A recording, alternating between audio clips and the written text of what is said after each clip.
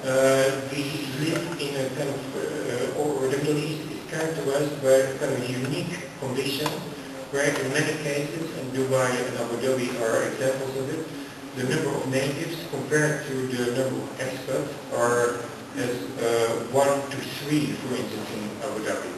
And in Dubai, the number of natives is 20%. And that really triggered the kind of sociological speculation and questions. How was it that at the moment that the West is struggling on the one hand with multiculturalism, where Europe is turning increasingly nasty in terms to its own immigrants and negative against the entire idea of immigration even. How is it that in the kind of supposedly intolerant Islamic world, this kind of life-sharing societies with sometimes more than 80% immigrants or at least non-natives, how is it that it works there? And of course we don't make any illusions about who those immigrants are, why they are here. It is kind of probably undeniably true that there is an element of exploitation there, but we decided to kind of really look beyond that and look at these worlds as prototypes of a new Islamic world in which the coexistence of many cultures is an ongoing experiment and probably ultimately a positive experiment. And that aspect of the whole thing is something we wanted to proclaim and make known. Also, we looked at the history of Dubai. This is Dubai in 1973, barely more than a village on a creek. And what we discovered is actually a kind of very kind of touching effort an intelligent effort to modernize from the moment, of course, in 1973, that we had the oil crisis in the West, and which actually coincided with the kind of first Arab awareness of the tool of oil for its own purposes, and therefore the triggering a huge wave of development in the Arab world. And so kind of rather than looking at this wave of development or modernization as again a caricature ultimately leading to Dubai, we discovered that actually there were very serious efforts to plan, very serious efforts of involvement of the different kinds of leaderships, a real engagement at the kind of small details of infrastructure, planning, etc., etc. Very interesting and significant participations of the then best architects, most prominent architects in the world, very serious architects such as Peter Smith, here presenting in Kuwait, other architects involved in every scale. John Harris, legendary architect who put many of the better and more intelligent things in Dubai on the map, and kind of realizations, first kind of low realizations of kind of workers' housing, such as here in Satma.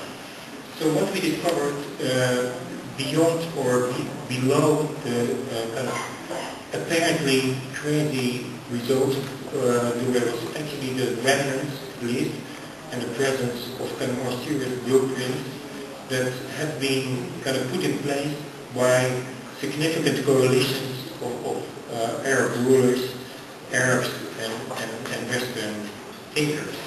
And perhaps the most significant triumph of that period was the Trade Center in Dubai in 78. Still there, unfortunately, and in itself a very impressive skyscraper. But there are other examples that I don't have to really talk about in detail.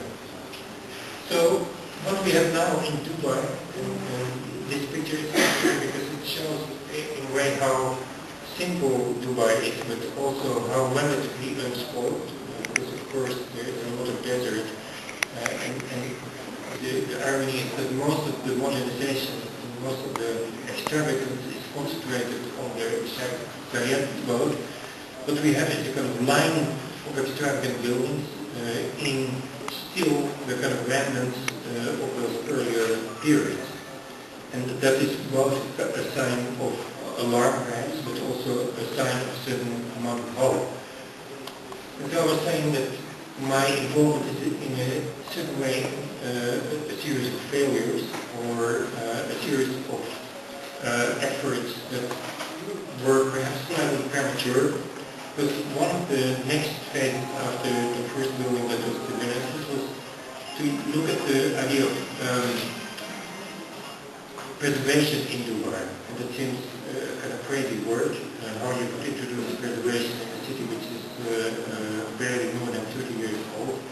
But for instance, its original workers' housing, etc., clearly at some point was likely to be moved. It was to some extent in disrepair. You see all kinds of bald patches. And so we did one serious effort to look at those bald patches. This is the environment there. Nothing very extravagant in terms of, or special in terms of architecture, but still in a sense of a kind of really interesting and working fair environment, very significant, and totally in contradiction with the kind of glamorous part of Dubai. So what we looked at is how we could somehow maintain this kind of Dubai in spite, in the kind of onslaught of preservation. So what we did is simply look at how you could work simply on the old patches, the bald patches, do relatively discrete kinds of developments there, and then in return for that try to maintain that kind of intimate and unique texture that was there. But anyway, there again, we miscalculated. We were slightly too early.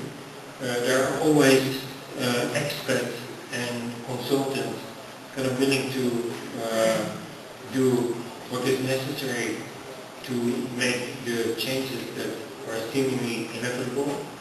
And that was the case here. So in October 2008, we discovered on a fair of real estate that actually our site had been radically waived to make place for this project, weird kind of three-part skyscraper, incredibly tall, that again Sharjah said throughout have been kind of tripled, multiplied, and that the attempt to maintain parts of Dubai was doomed. But now we are of course kind of facing the crisis, and it's at this point almost a platitude to say that the crisis will be the end of that kind of developer architecture, and that the overdose of icon is coming to an end, about to be wiped out, and that therefore there has to be new thinking. But unfortunately, or fortunately, so new thinking will certainly also happen in Dubai.